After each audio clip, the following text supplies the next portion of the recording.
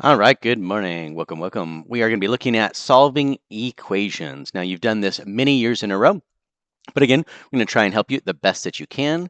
So, we're going to start off with 1 and 2 step equations. Then, you're going to try some homework problems. Then, we'll do multi step equations.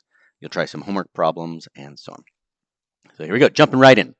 So we got two one-step equations. So solve and check solutions. So if you notice on example A, go ahead and give you a moment to write that down on your notes, because remember that does count for part of your assignment grade.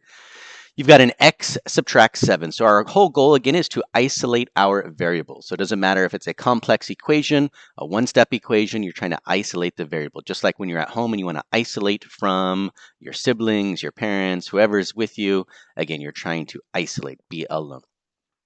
So we're going to talk about our inverse operation. So again, in order to solve for x, you want to undo the operation. So if you notice, it says x subtract 7. So the inverse operation, in order to undo that, in other words, to get a 0 out of it, is you would add 7 to both sides. So again, if I add 7 to my negative 7, then it obviously gives me a 0. You've had experience with your number lines before, so you should be good to go there. And then we balance it out. Whenever we do addition of 7 on the left side, we also do it on the right side. If you notice, it is just a simple x. That's why we have a one-step equation. So we're going to go ahead and line up our equal sign and say that x is equal to. And then on the right side, we have our adding, subtracting, positive, negative numbers. So our integers. Now you have a variety of methods to do this. You may have learned the number line method back in 7th grade. You have maybe learned the rules, which was in 8th grade. And then there's another method called the column method. If you need some addition on that, I can show you how to do that as well later on. But regardless, negative 6 plus 7 is going to give us a positive 1.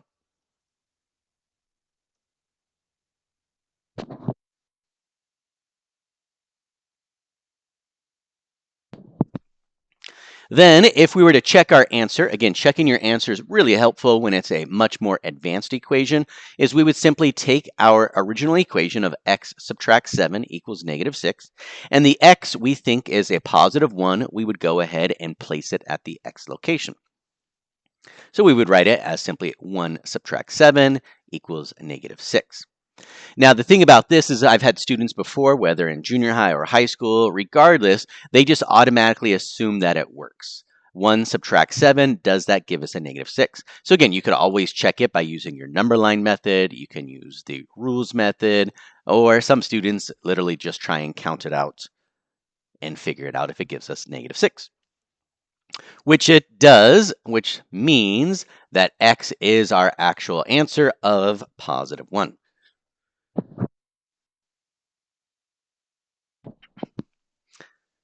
Let's go ahead and try the exact same thing on example B.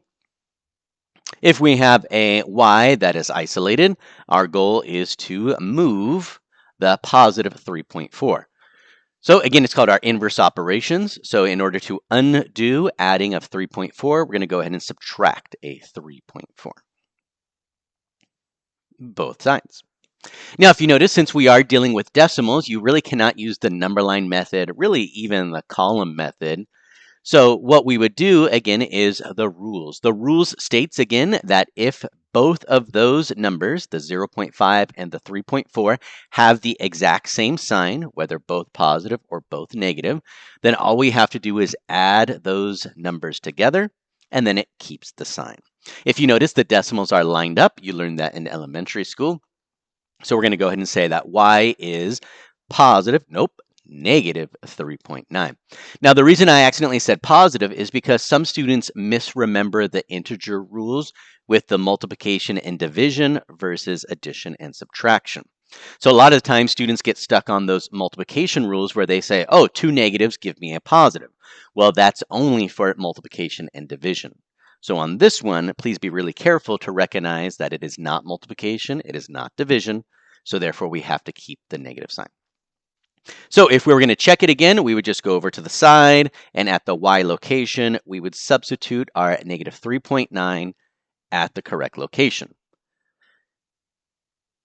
If you notice, those signs are different, a negative 3.9 and a positive 3.4. So unlike our previous rule where the signs are exactly the same, that's when you add the two numbers together and keep the sign. You're going to actually subtract those two numbers, and you're going to take the sign of the greatest absolute value. So negative 3.9 has a greater absolute value than 3.4, so that's why we're going to keep it as a negative sign. So when I subtract it, I do get a 0.5 with the negative sign. So if you notice, again, I did not automatically assume that it worked. I actually was mentally thinking it through.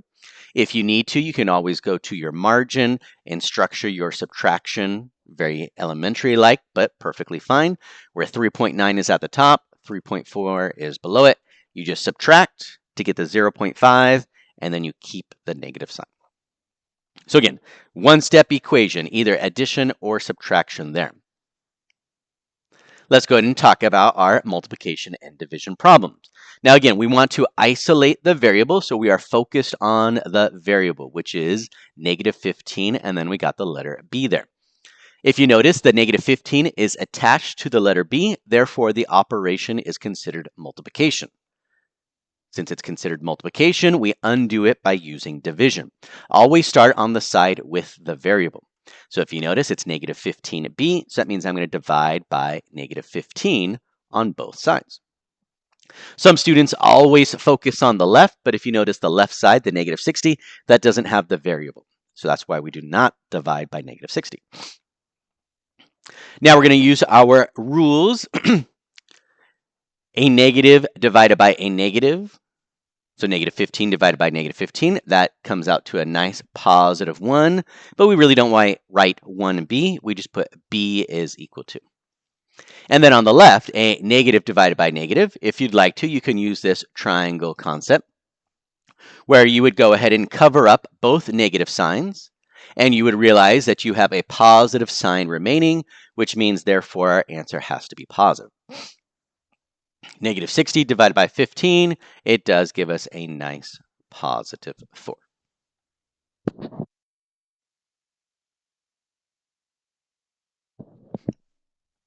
To check my answer again, I'd go off to the right. And this time, if you notice, it's not just an isolated variable or a variable that's almost isolated. It's negative 15, and then the b is attached. Oh, looks like the check did not show up. So again, that would be negative 15 parentheses 4. You multiply it, and it does give you negative 60. All right, on this one right here, please make sure that you have the negative sign not too close to the fraction line. If you'd like to, you could even put the negative sign at the top with the 3. Really important to recognize that. Now, some students prefer to do this in 2 steps, but again, it's really just a one-step equation. I'm going to go ahead and multiply both sides by the reciprocal. Now, remember, the reciprocal, I personally don't like using the word flip, but essentially that's what it is. We're going to go ahead and multiply both sides by negative 4 over 3. Notice how I keep the negative sign in the parentheses. You can put the negative sign at the top with the 4, or if you keep it in front of the fraction line, again, just make sure it doesn't blend in too much. Now, on the left-hand side, remember, a negative times a negative is a positive. The 4's cross-cancel, the 3's cross-cancel. So that means on the left-hand side, if everything cross-cancels, then I get a nice letter N equals. On the right-hand side, I always teach my students to go ahead and think about the signs first. If you notice, you have a positive 6 multiplied by a negative fraction. So a positive multiplied by a negative, using that little triangle rule up there, tells us that we will have a negative answer. And then if you notice, we can cross-cancel as well. So if I put a little 1 underneath the 6, I'm going to go ahead and cross-cancel the 3 and the 6. So it means the 3 becomes a 1 and the 6 becomes a 2. Now remember, I've already talked about the signs, so I know that my answer is going to be negative. And then simply a 2 multiplied by 4, so that gives me a negative 8 over 1. But remember, if you leave it like that, it technically is not fully correct. So we're just going to say negative 8. So we just tried a dividing, meaning the inverse operation was division. And then the example D, the inverse operation was multiplication. So let's see what we got here. Ooh, two more, I think. So in letter E, you have it similar structure to letter C, where you have the number attached to the variable. So just like on letter C, we're going to go ahead and divide both sides by 3. But if you notice, on the right side, we've already got a fraction. So I'm not going to put another fraction line. I'm going to revert back to elementary and say divide by 3 using the nice little division symbol. But remember, it's really 3 over 1.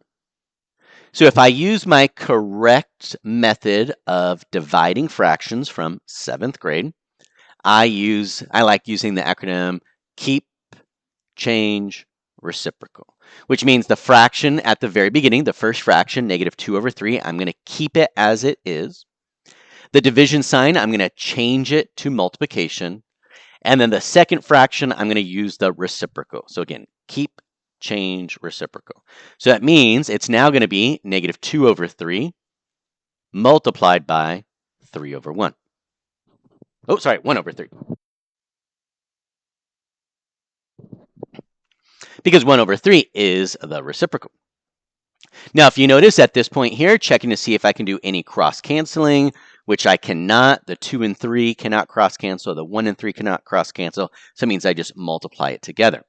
With my signs first, I've got a negative multiplied by a positive, which means it gives me a negative answer. And then my numerator gives me a 2. Denominator gives me a 9. So negative 2 over 9. If you want to put the negative sign at the top or the numerator with that 2, acceptable. All right, letter F. In order to isolate x again, I need to go ahead and get rid of, it looks like, a denominator of 2 as well as a negative sign. So I'm going to go ahead and decide, again, the inverse operation of a division is multiplication. So it means I'm going to multiply both sides by negative 2. You can structure it as negative 2 over 1 if you like, but most students are comfortable with just negative 2. And the reason we multiply by a negative 2 is because on the right side, a negative times a negative is a positive. The 2's would cross cancel, which would leave me the x isolated.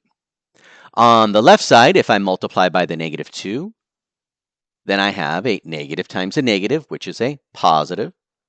And then 2 times 17 is a positive 34.